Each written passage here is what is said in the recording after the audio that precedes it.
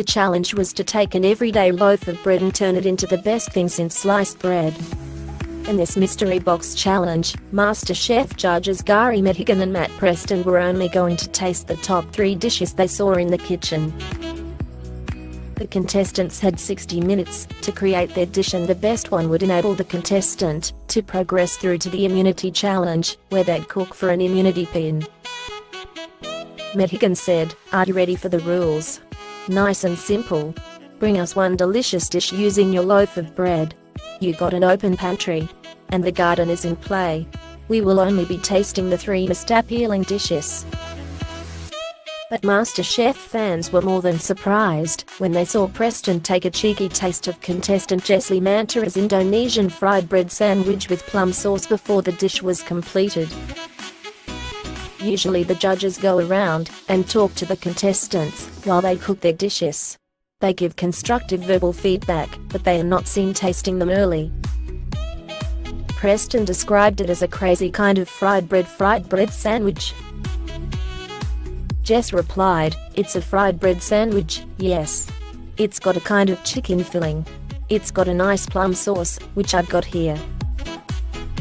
He added, "I'm loving it. It's unlike anything else you've cooked before. And I think that's brilliant. And I think it's exciting. Should we have a look? Let's have a look." Preston then said, "Let's just taste it together. Let's see." He gave her his approval. "It's great. That's brilliant. It's exciting," he said. "And I'm so proud that you're doing something totally different from what you normally do. That's really good. And it tastes delicious." Jess was thrilled and said, "Matt's reaction is basically what I want people to have, that experience of, you don't need to say anything when the food is good. And I'm hoping that it's enough to get me to the top 3. But it wasn't meant to be for Jess.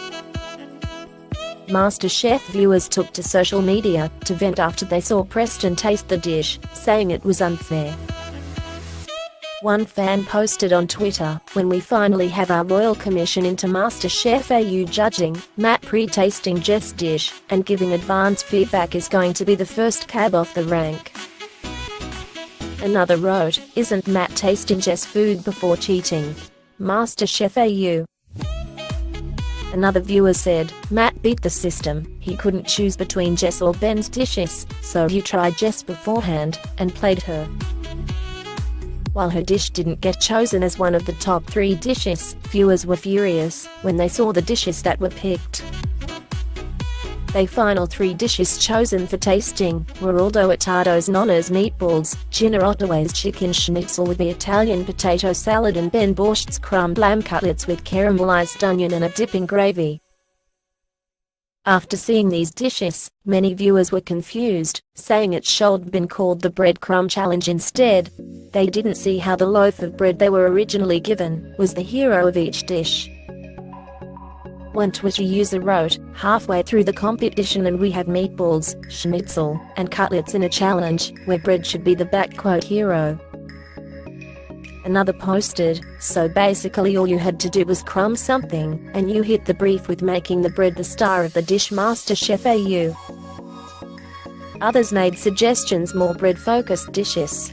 One viewer wrote, "There is so many things they could have made: French toast, or even bread and butter pudding, MasterChef AU."